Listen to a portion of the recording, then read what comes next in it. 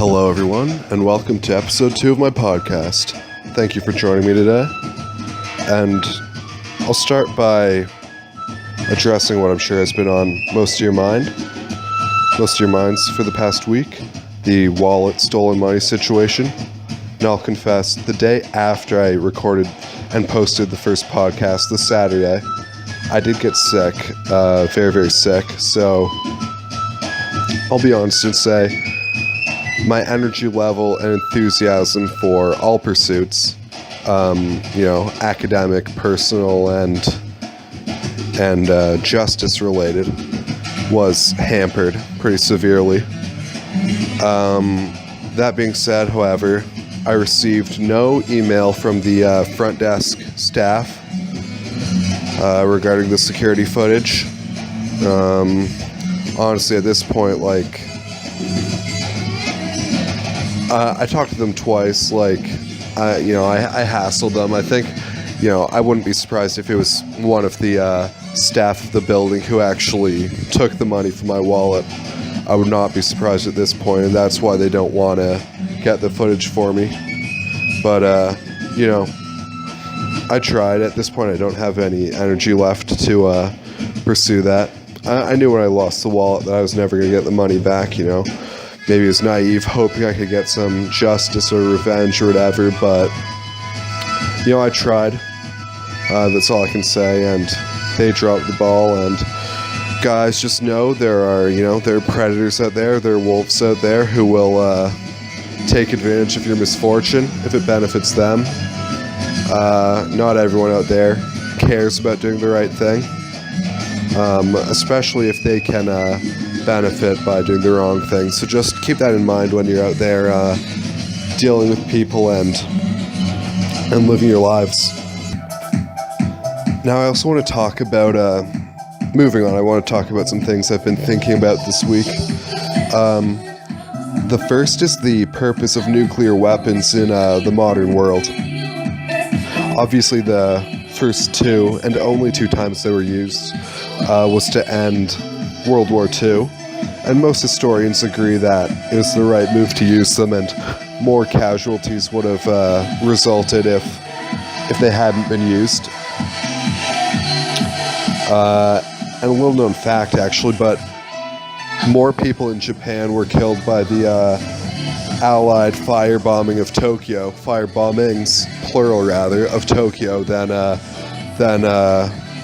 the Hiroshima and Nagasaki nuclear attacks.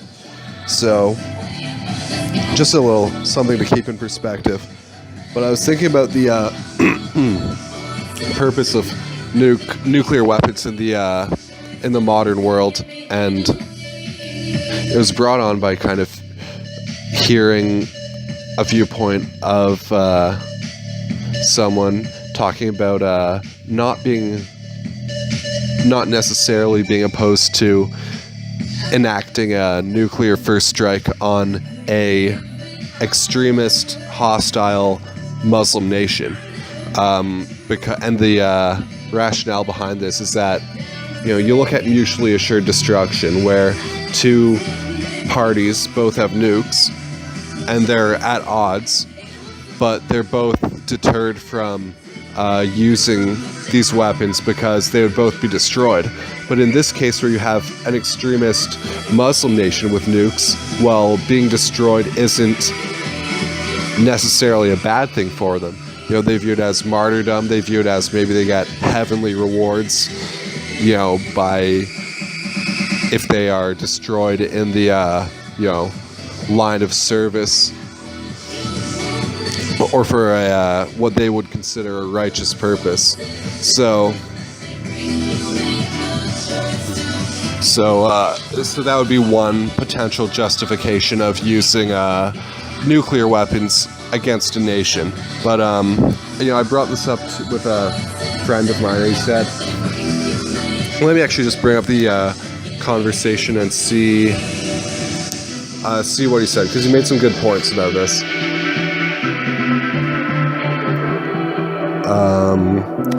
Okay, he said,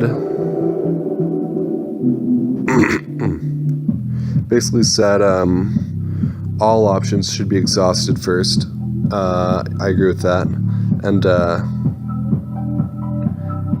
he also said that, like, world intelligence would probably be able to spot any kind of nuclear development in high-risk nations, probably before they got to the point where they're actually capable of launching, intercontinental missiles and ballistics. But then he also said that a surgical strike would probably be more effective, like hit silos or hit key command centers or military bases, and I agree with that.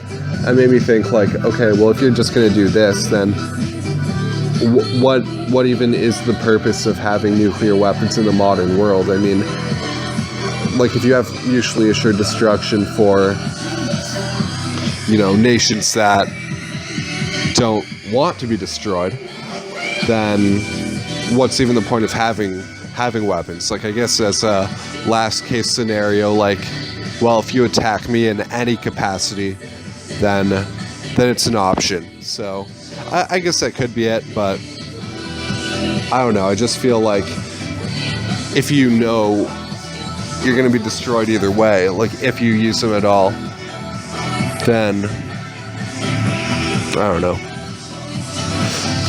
I guess it's a good thing, like a good final solution to prevent someone from attacking you. I was also thinking this week, complete topic change, but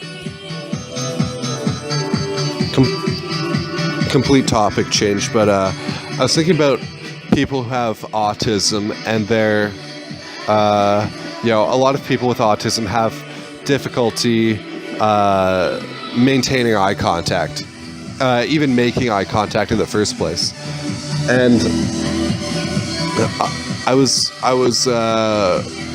thinking about this, and I was thinking, well, a lot, I would say probably the majority of people on the autistic spectrum have trouble with this. So, is it something inherent in the structure of the eye that makes it difficult? Like, the eye is something that that is kind of twitchy. I don't know if I'd use that word, but it moves around a lot. It's a high movement. It's a high movement organ, and maybe that's distracting or unsettling in some way.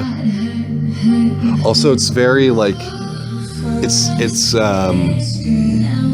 it's shiny, which is maybe distracting, or like shiny, like glistening kind of. So maybe that's kind of a distraction. But you think about people who have Tourette's and people who have the bad language tic. It's like, well, if they never learned any bad language, like, what would they say? Like, obviously that tic is limited by the actual language that they know. But if they weren't even aware of the concept of language that is inappropriate, would that tic still manifest in some way? And I don't know. I really don't know. It's also like, okay, you think someone who lives their life, they know what a vehicle is, they know what a car is, but they have no concept of brands or of value of vehicles. And then you have a lineup.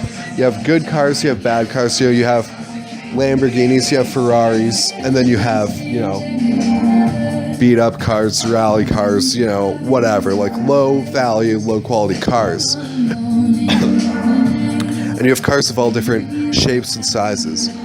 Would they first of all be able to pick out the high value cars from the low value cars? And second, you ask them, okay, what car do you think looks cool? And people typically think, the high value sports cars look cool. But basically what I'm getting at is that only because you know the value of these cars? You know they're very expensive and very high performance. So does that affect your opinion on their aesthetics? Interesting experiment. Okay, and I just want to wrap up this podcast with one final thought that I've been thinking about for a while, to be honest. sometimes, pretty frequently actually, I will have like these imagined social interactions and conversations with a lot of different people who I've met in my life. Pretty much every person I've met in my life, I've had some sort of imaginary conversation with. And don't get me wrong, I 100% know it's imaginary. That's not the issue here. And it's these conversations cover all sorts of topics and circumstances. Like sometimes I'm angry at the person, in this scenario. I'm like imagining how I'd argue with them and what comebacks I'd come up with. And so on and so on. And, I don't know why I do this. I guess it's just kind of fun or practice or something. But, and I don't think it's particularly harmful. But sometimes what I worry about is, let's say I develop a mental illness or psychosis or something and have a complete break from reality. Like, what if then I have one of these conversations, these imaginary scenarios, and somehow believe it's real, and then end up, meeting this person and, talking to them as though this interaction actually took place, but really it's completely a complete delusion of mine at that point. I think it would end up being,